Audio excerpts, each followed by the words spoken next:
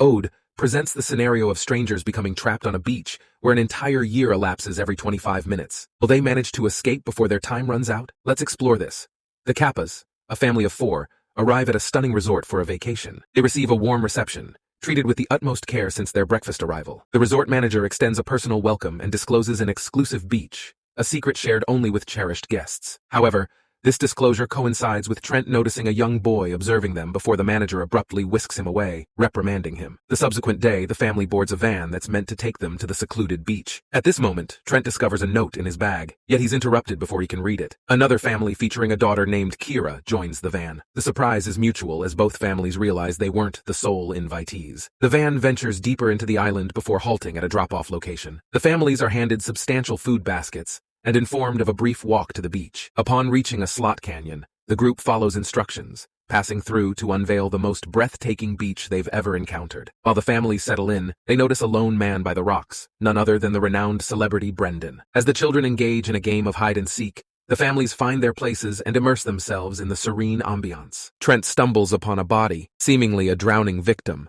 Tearfully, he rushes to his mother, prompting the second family's father, a surgeon, to examine the body. The group realizes there's no cell signal on the beach. Brendan begins to suffer severe nosebleeds and discloses that the deceased woman was with him. He recounts her swimming excursion while he waited, but suspicion arises due to his lack of remorse. Brendan explains their holiday getaway was spurred by her recent multiple sclerosis diagnosis and his hemophilia diagnosis. Meanwhile, 2 more arrivals join the scene. The father notifies them of an emergency, prompting a need to return in the van. A sudden cry for help emerges from the second family's girl, indicating an issue with her mother. However, upon reaching the woman, they discover she's unresponsive. Amid confusion, the families exchange introductions with the newcomers. The mother introduces her 8- and 6-year-old kids, Merrick and Trent, only to be met with bewilderment, leading to a query if this is a joke. To her horror, she turns and finds her children now resembling teenagers, capitalizing on the group's perplexity. In a rush, Brendan heads for the exit, pursued by the doctor. He tails Brendan into a canyon, only for both men to experience escalating cranial pressure before abruptly awakening on the beach, utterly unaware of what transpired. Despite multiple attempts, the group struggles in vain to escape, repeatedly blacking out on the shore. Panic ensues as they grapple to comprehend the situation. In a surprising turn, the doctor slashes Brendan with a pocket knife, only to witness the wound heal instantaneously. Conversation ensues, revealing that each family sought this vacation due to recent medical diagnoses. Brendan with hemophilia, the lady with epilepsy, the doctor with schizophrenia, and the mother with a benign tumor. These families secured resort tickets through scratch lotteries connected to their medical prescriptions, indicating the organization's access to their medical histories. Suddenly, the mother feels unwell and faints.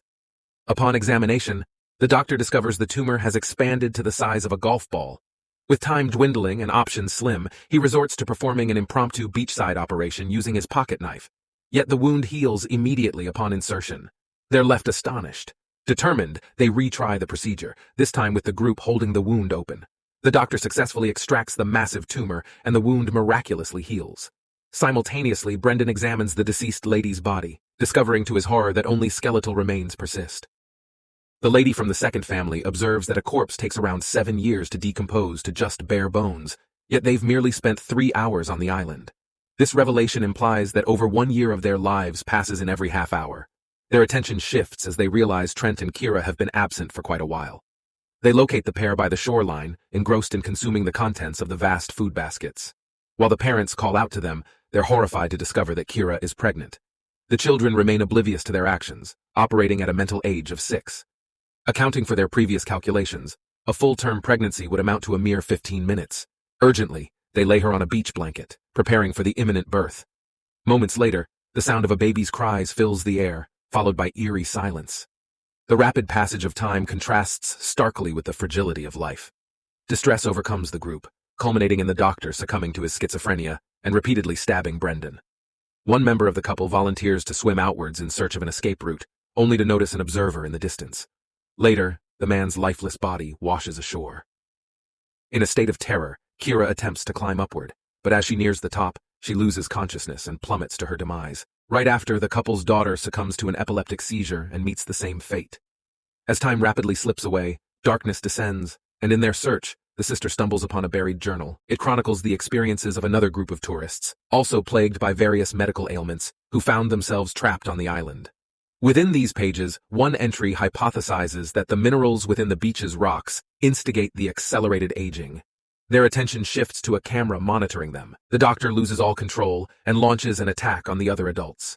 Seeking refuge, the two siblings escape into a cave where they confront the deranged lady. As she raises a rock to strike, her bones succumb to arthritis, healing quickly but in the wrong alignment. In pursuit, she crawls after them, leading to more bone fractures that instantaneously mend. Meanwhile, the father lies incapacitated on the ground. The wife intervenes, slashing the crazed doctor's arm with a rusted blade. Within moments, the doctor succumbs to blood poisoning, leaving only the couple's family remaining. In their final moments, the parents share a gaze at the stars before quietly passing away into the night. As dawn breaks, the two children find themselves in their 50s.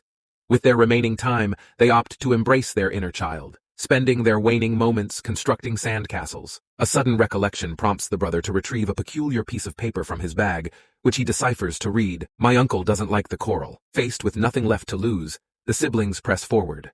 They swim onward, encountering an underwater tunnel. Yet a snag on a reef ensnares the sister's dress, leading to a moment of desperation. The brother attempts a rescue swim but struggles to free her from a distance.